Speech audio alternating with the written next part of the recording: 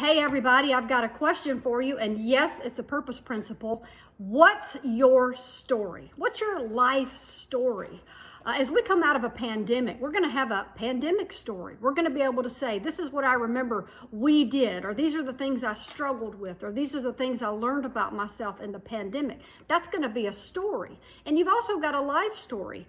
One of the first writers' conferences I ever went to, a smart person stood up and said, nobody wants to know your life story. And I was so surprised because I thought that's what everybody wrote, was their life stories. But what I've learned over the years as a writer and as a speaker is people want to know how your life story can help their life story right now, today.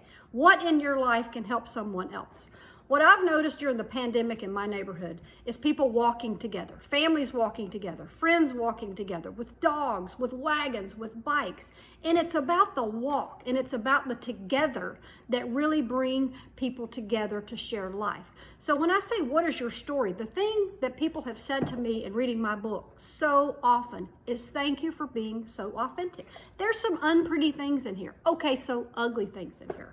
But I'm sharing my authentic story because it's of no use if I don't use my life to help others walk through similar situations. So, as you come out of this pandemic, think about what is your story, and think about shows like The Voice and American Idol. Most everybody has watched those, and yes, it's about the talent, and yes, it's about great singers. But you know what we really gravitate to? Those stories, those families, those mamas and those daddies on the sideline, praying for their kids and hoping they get called for a second round or a third round. It's about the story.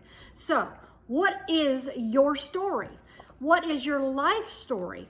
Most people don't want to know all of it, but I would say when you come out of this pandemic, be prepared to share with people what you've learned. Be prepared to walk alongside people with experiences that you've had that are unique to you. And from a Christian perspective, we tell people, follow Jesus, walk with Jesus. But the truth is, if we walk with Jesus, and they walk with us, or we walk with them, they learn to walk with Jesus. It's not about saying walk with Jesus. It's about saying, let me walk with you. So, what's your story? Think about it, plan it, prepare it, get ready to share it, because that is a life on purpose.